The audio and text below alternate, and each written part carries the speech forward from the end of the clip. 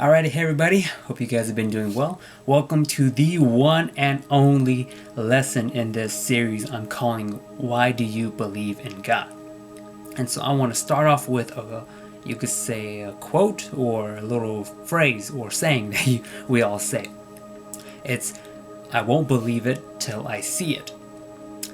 In other words, it's like I need to physically see the evidence before I actually believe it. And it goes hand in hand with what we are going to be talking about today too, because of course this lesson series is called Why Do You Believe in God? And like many people would not believe in God if they do not see the evidence for God. And so we're going to be discussing the evidence that we can see why people believe in God. And so I want to piggyback off of last week's passage that we read in the Bible. It's 1 Peter chapter 3, and we're going to be beginning on verse 13, and it's through, in this case, 16. And so I'll read it for us. It says, "Who is there to harm you if you prove zealous for what is good? But even if you should suffer for the sake of righteousness, you are blessed. And do not fear their intimidation, and do not be troubled, but sanctify Christ as the Lord in your hearts, always being ready to make a defense to everyone who asks you to give an account for the hope that is in you, yet with gentleness and reverence. And keep a good conscience, so that in the thing in which you are slandered, those who revile your good behavior in Christ will be put to shame." And so just in this passage that we just read, it's like you could say for people to actually ask you, is like in order for you to actually give your account or a defense of your faith, like in other words, in this case, they saw the person's behavior, they saw the person's work beforehand, and they went up to them and asked them, is like, why do you believe in God? And so pretty much the evidence of like why people believe in God is the lifestyle, the change that occurred in a believer's life. And so, when we do become believers, it's like the things that you do believe, it's like when you start to believe something, it's like everything that you could say the creator or the thing that which like you believe, like you, everything they like, you need to start liking, and everything that they don't like, you need to like stop, you need to stop liking as well. And so whenever you do those two things, it's like it changes you.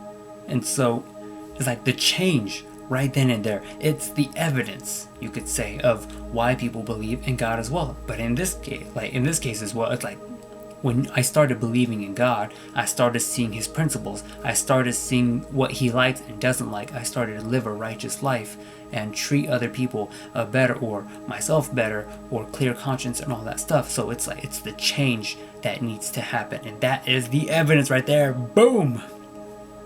But there's more. And so in other words, it says like when you do give a defense or an account of your faith, it says do it in gentleness and reverence. And so gentleness is like, of course, there will be many people who don't believe in God, and so it might get heated.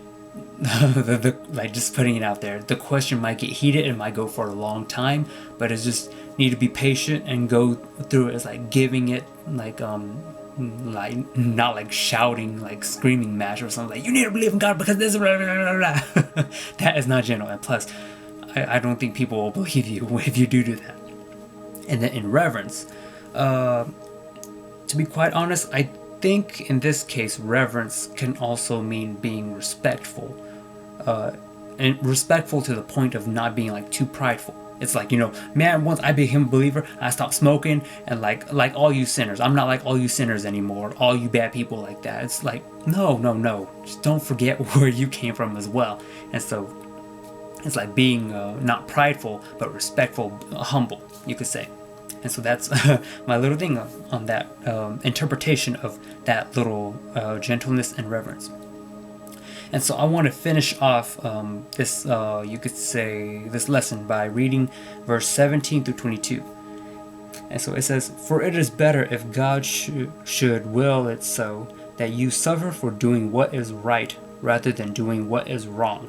For Christ also died for sins once for all, the just for the unjust, so that he might bring us to God, having been put to death in the flesh, but made alive in the spirit, in which also he went and made proclamation to the spirits now in prison, who once were disobedient, when the patience of God kept waiting in the days of Noah during the construction of the ark, in which a few, that is 8 persons, were brought safely through the water. Corresponding to that, baptism now saves you, not the removal of dirt from the flesh, but an appeal to God for good conscience, though through the resurrection of Jesus Christ, who is at the right hand of God, having gone into heaven after angels and authorities and powers had been subjected to him." And so I just love, mashing all that, those two passages together. So pretty much 1 Peter chapter 3 verse 13 through 22. It's like, I love that mashup of scriptures, because you ever hear of the passage called that says, faith without works is dead. And so meaning if you have one but not the other, it's pretty much pointless. There's no evidence there for, you could say, to justify your faith, you could say.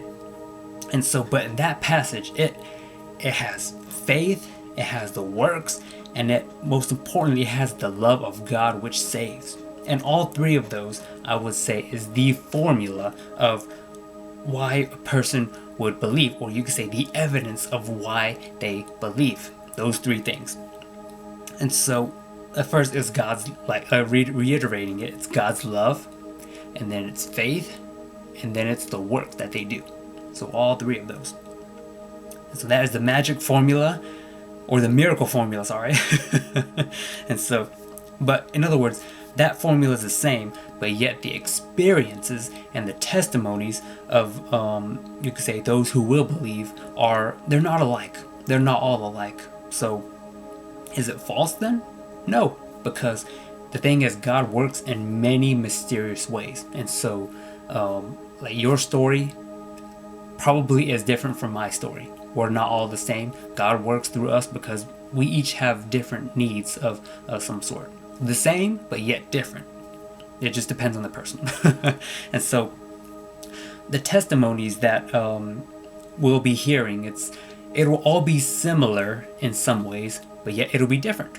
That's going to be the fun part. And so next week, join me in for the first testimony that we will see. And so I pray you all be safe out there, and God bless.